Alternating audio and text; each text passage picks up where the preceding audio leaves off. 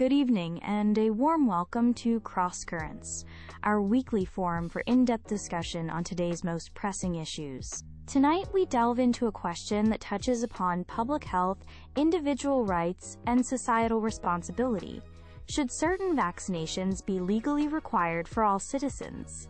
To explore this complex topic, we are joined by two distinguished guests. Dr. Evelyn Reed, a renowned public health expert, advocates for mandatory vaccination for specific diseases to safeguard community health. And Mr. Liam Carter, a respected civil liberties advocate, argues against such mandates, emphasizing the importance of individual choice and autonomy. Our debate this evening will proceed with opening statements from each guest, followed by rebuttals. We will then move into a moderated discussion, and finally, each speaker will deliver their closing remarks. Thank you, Sarah.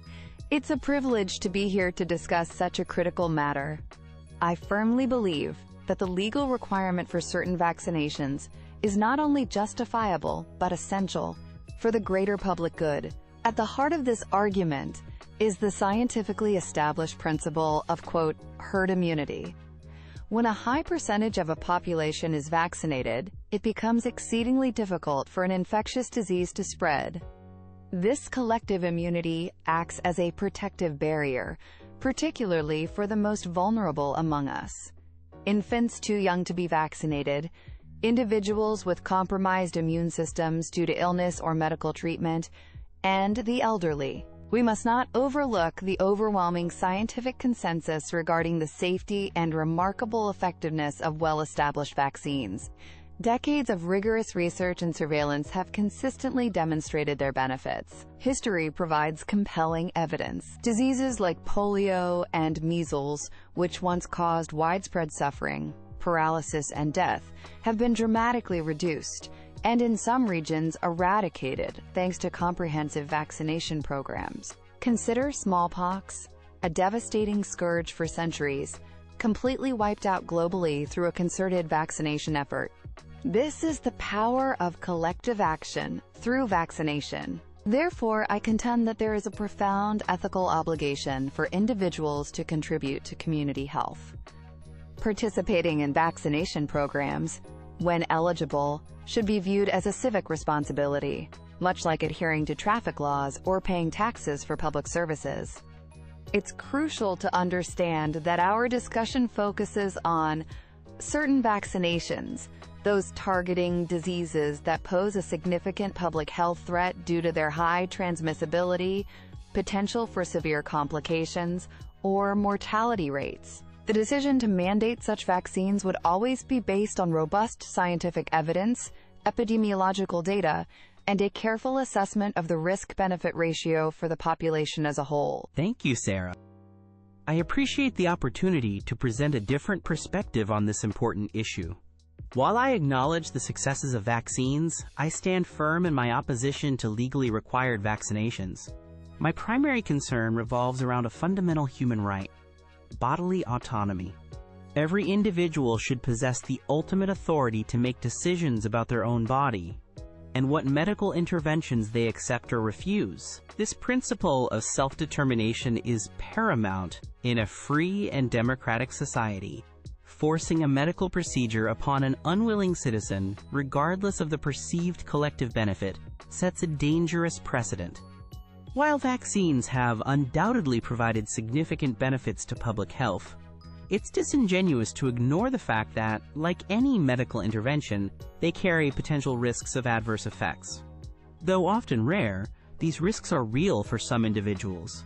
A one-size-fits-all mandate fails to adequately account for individual medical histories, genetic predispositions, or legitimate concerns about these potential side effects. Who bears responsibility when a mandated intervention causes harm? Furthermore, I harbor serious apprehension about potential government overreach. If the state can compel citizens to undergo this form of medical treatment, where does that authority end? What other personal health decisions could become subject to government decree? The erosion of personal freedoms in the name of public safety is a slippery slope, and we must tread with extreme caution. Trust between the public and health institutions is fragile and can be easily damaged by coercive measures. Instead of mandates, I advocate for public health strategies that prioritize comprehensive education, full transparency regarding both the benefits and risks of vaccines, and easily accessible voluntary vaccination programs. Empowering individuals with information and allowing them to make informed choices is a more ethical and ultimately more sustainable approach to public health. We should also thoroughly investigate why some people hesitate, addressing their concerns with empathy and facts, not coercion. The blanket application of mandates is a blunt instrument. We must consider individual circumstances, risk factors, and the specific nature of the disease in question before even contemplating such infringements on liberty. Mr. Carter raises a valid point about bodily autonomy, a principle I deeply respect. However, individual rights, including autonomy, are rarely absolute, especially when their exercise directly endangers the well-being and safety of others in the community. The choice not to vaccinate against a highly communicable disease is not merely a personal one. It has direct implications for those who cannot be vaccinated, or for whom vaccines are less effective, creating avoidable risks for them. Regarding vaccine safety, the scientific oversight is exceptionally rigorous. Systems for monitoring adverse events are sophisticated and constantly reviewed. The public health benefits of preventing widespread disease overwhelmingly outweigh the statistically minimal risks associated with well-established vaccines. Mr. Carter's concerns about government overreach are understandable, but I believe the comparison to other public safety regulations is apt. We accept speed limits, food safety standards, and restrictions on smoking in public places. These measures also limit absolute individual freedom, but they do so to protect the collective well-being from demonstrable harms. Mandating certain vaccinations falls into this category of responsible governance for public health. While voluntary programs are indeed valuable and form the bedrock of most vaccination efforts, history and data show they may not consistently achieve the high vaccination rates, often above 90 to 95%, required for robust herd immunity against highly infectious diseases like measles or pertussis.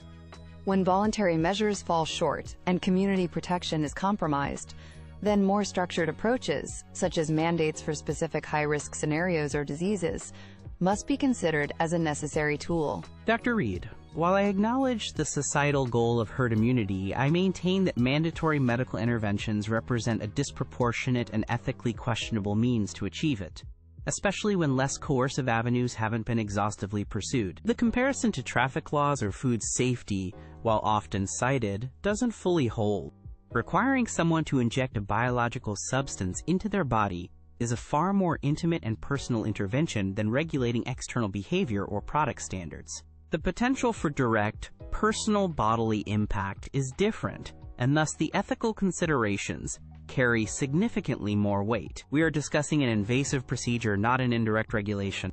I also remain deeply concerned about the ambiguity of, quote, certain vaccinations. Who decides which ones, and based on what precise, publicly debatable criteria? There's a genuine fear this category could expand incrementally without sufficient democratic discourse or robust justification. This potential for mission creep is a serious threat to individual liberties over time. What starts as a measure for one disease could easily become a template for others, gradually eroding autonomy. Rather than resorting to coercion, which breeds resentment and distrust, our efforts should be laser-focused on enhancing public trust. This involves radical transparency about vaccine development and safety data, addressing vaccine hesitancy with genuine empathy and tailored information, not dismissal. Furthermore, improving equitable access to healthcare and vaccination services, ensuring that cost or convenience are never barriers, would likely achieve far more in a sustainable and ethical manner than imposing mandates that alienate segments of the population. Thank you both for those insightful rebuttals. Let's move into our discussion phase. Dr. Reed, Mr. Carter highlighted concerns about where the line is drawn for, quote, certain vaccinations. How would a society democratically and ethically determine which specific vaccinations become mandatory, and crucially, what safeguards would be implemented to prevent potential overreach or the politicization of such decisions? That's a vital question. The determination should involve independent scientific bodies, public health ethicists, and transparent public consultation. Criteria would include disease severity, transmissibility, vaccine efficacy and safety, and the feasibility of achieving herd immunity through voluntary means alone. Safeguards must include clear legislative boundaries, regular review periods, and robust, independent oversight mechanisms, completely insulated from short-term political pressures. Mr. Carter, if, hypothetically, voluntary measures consistently fail to prevent serious outbreaks of dangerous, preventable diseases that disproportionately harm vulnerable populations like immunocompromised children, what alternative solutions do you propose that rigorously respect individual autonomy, yet also fulfill what many see as society's duty to protect all its members? In such challenging scenarios, the focus must intensify on non-coercive strategies. This includes targeted education campaigns, addressing specific community concerns, making access incredibly easy, and perhaps offering incentives, though even those must be carefully scrutinized ethically. We could also explore enhanced protective measures for the vulnerable, alongside renewed efforts to build trust and understanding, rather than immediately resorting to overriding fundamental rights. The burden of proof for overriding autonomy must remain exceptionally high. Dr. Reed, considering the deep societal divisions that often surround vaccine mandates, what are the potential long-term consequences for public trust in health institutions if mandates are enforced, especially against significant and vocal opposition? How can that trust be maintained or rebuilt? Enforcing mandates against strong opposition undeniably risks eroding trust, which is why it should be a last resort for clearly defined high-stakes situations. Maintaining trust requires ongoing, transparent communication about the rationale, benefits, and risks.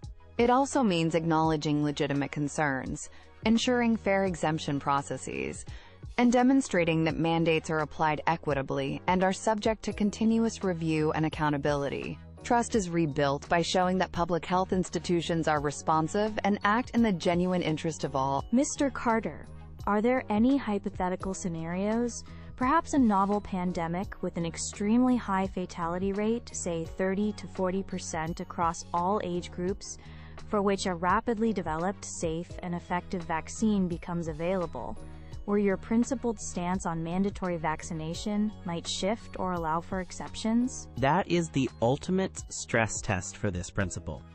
In an existential threat of that magnitude, with a truly safe and effective countermeasure, the calculus of societal survival versus individual liberty might indeed shift for many, including myself. However, the criteria, truly safe, effective, and existential threat, would need to be extraordinarily well established and beyond reasonable doubt. The precedent would still be dangerous, so such a measure would need to be strictly time-limited and subject to the most intense scrutiny and safeguards imaginable. Dr. Reed, any brief response to Mr. Carter's point on the extreme hypothetical?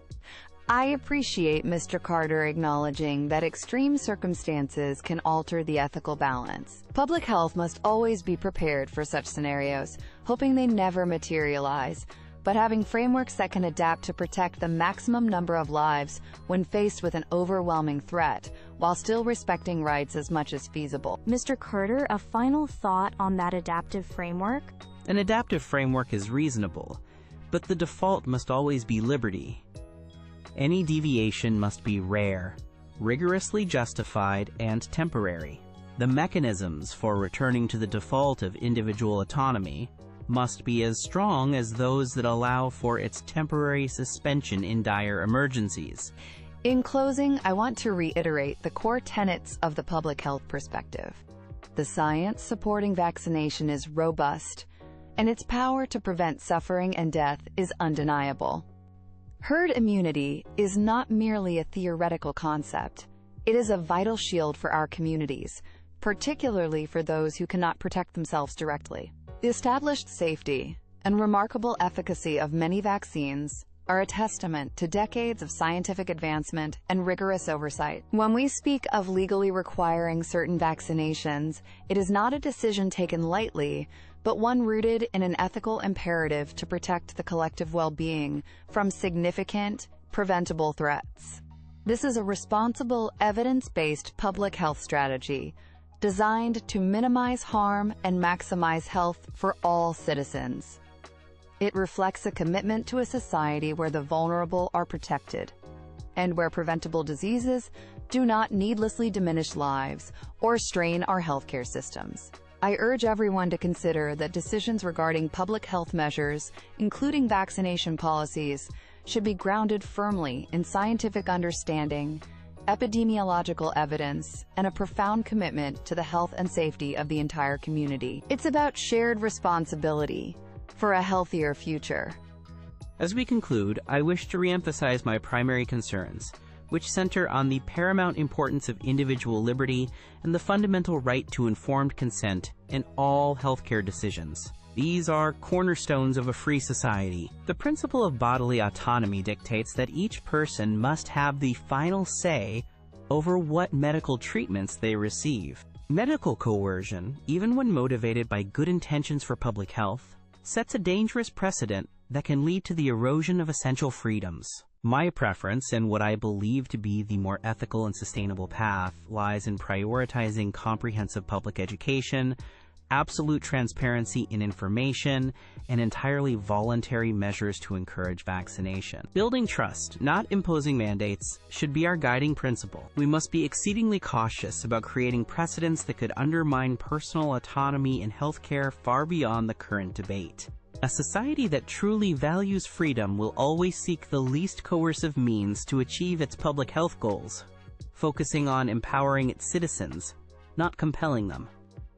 Let us champion informed choice and mutual respect as the foundations for a healthy and free populace, rather than resorting to measures that, however well-intentioned, risk deepening societal divides and undermining faith in both government and medical institutions. Dr. Evelyn Reed, Mr. Liam Carter, thank you both for an exceptionally articulate and principled discussion this evening. Your distinct perspectives have truly illuminated the complexities of this issue.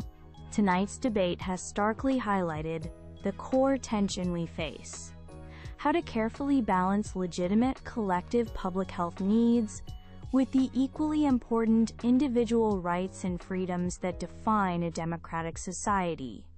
There are clearly no easy answers, and the arguments presented demand careful consideration from all of us. We encourage our audience to reflect on the multifaceted points discussed tonight, and to continue seeking further information from credible, verified sources to form their own informed opinions. Thank you for joining us on Cross Currents.